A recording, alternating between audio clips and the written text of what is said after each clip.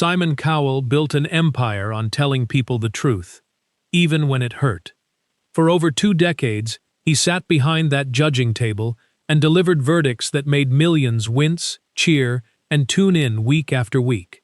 He launched careers, ended dreams, and became the most recognizable face in the history of televised talent competition. But the story most people don't know isn't about the shows, the money, or the perfectly timed insults.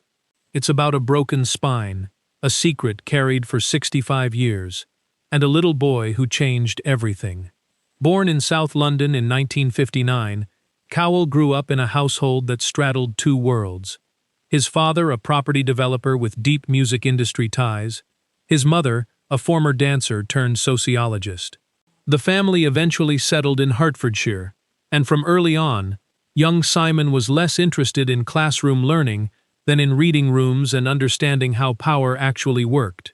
He left school at 16, not defeated, just done. He walked into the music industry through a mailroom at EMI and spent years learning through failure. A record label he co-founded in the 1980s collapsed. He rebuilt. He joined BMG, sharpened his instincts, and began identifying not just talent, but what would actually sell. That ruthless commercial clarity would later make him a television phenomenon.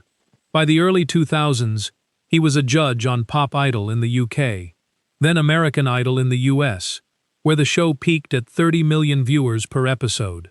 He went on to create The X Factor and co-create Britain's Got Talent, the platform that introduced the world to Susan Boyle, and the show where 5 rejected solo contestants were reassembled into a group called One Direction. The entertainment empire he built is estimated to be worth around $600 million. All of it built by someone who started in a mailroom and refused to accept other people's ceilings. Then, on a Saturday morning in August 2020, on the driveway of his Malibu home, he got on a new electric trail bike he hadn't read the manual for, and fell. His back broke in 3 places. Surgeons inserted a metal rod along his spine secured with screws, hardware that will stay there permanently. He came within a fraction of full paralysis.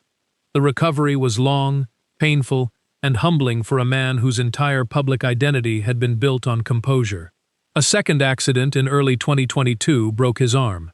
But what haunted him most wasn't the physical pain, it was his son. Eric Cowell was born on Valentine's Day 2014, when Simon was 54. By his own admission, before Eric arrived, work was everything. After Eric, it became what filled the hours between being a father. When the accident left him bedridden, he couldn't take Eric to the playground, couldn't swim with him, couldn't explain in any way a 6-year-old could understand why Daddy couldn't simply show up. He later said that was the hardest part of all of it. Not the surgery, not the limitation, but not knowing how to explain it to his son. And then, in 2025, came a revelation nobody saw coming. On a podcast, Cowell disclosed that he has a stutter, a speech impediment he has carried and quietly managed for his entire life.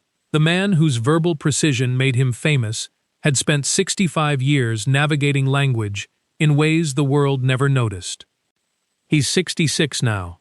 There's a steel rod in his back, a son he calls the greatest thing that ever happened to him, and a truth he finally told out loud. That's not a fall from grace.